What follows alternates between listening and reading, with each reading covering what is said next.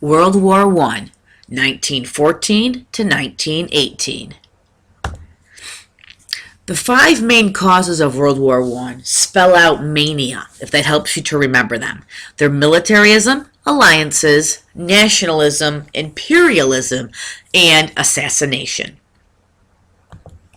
Imperialism with colonial rivalries still existed, and different European countries fought for the natural resources to be used in industries or military bases. And they were fighting for land in Africa, India, and Southeast Asia, or China. Militarism was the glorification of military power, arose in many nations in Europe in the late 1800s. We had the Industrial Revolution that you guys already, were taught about. And part of this new industry to come out of Industrial Revolution wasn't just the steam engine, wasn't just the new factory system, but they created and invented better weapons. And when you got a better weapon, you make a whole bunch of them, and then you want to use them. So this led to a fear and suspicion of nations who were getting bigger and bigger armies, more technological weaponry. People got scared, and they were becoming more and more willing to use military forces to attain their goals. You had alliances, entangling alliances. You can see here in this political cartoon. The increased tensions and suspicions led to nations to form alliances where nations agreed to defend each other in case of an attack. And some of these countries made so many agreements, so many promises, that they forgot whose side they were on.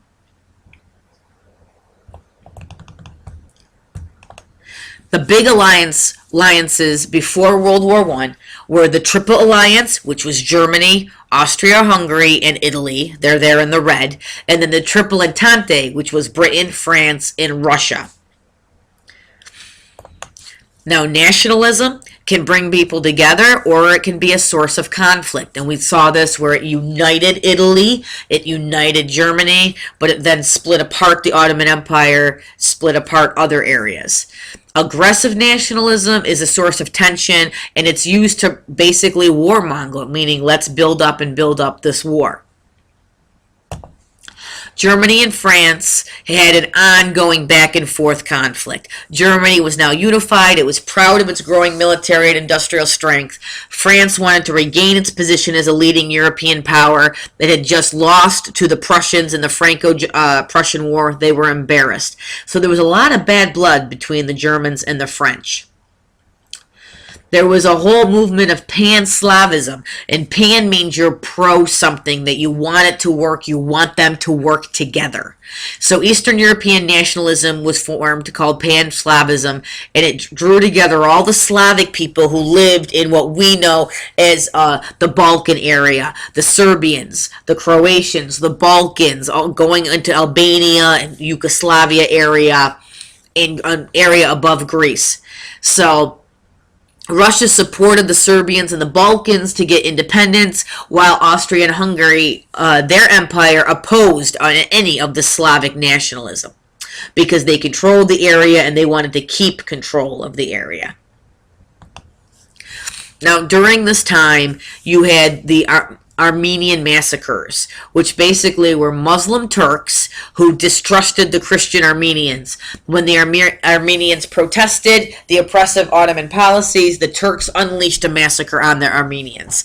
They killed over 1 million Armenians. To this day, if you go to the country of Turkey, they deny this ever happened. It is not in any book. It is against the law to mention the Armenian massacre because they say it's one of history's biggest lies and it never happened. We in America, we say it did happen. We have got photos and proof that it happened. You can see the gruesome photo right next to it. Those are heads. They chopped off the heads of the Christian Armenians. It was during this time in the early 1900s. This is where we got the famous family in America today, the Kardashians.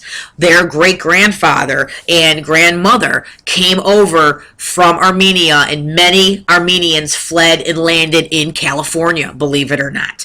And so there's a huge Armenian presence in California, and that's where the Kardashians' great-grandfather settled, and that's where we get the family today. So if you think to yourself, I don't know any Armenians, yeah, you do.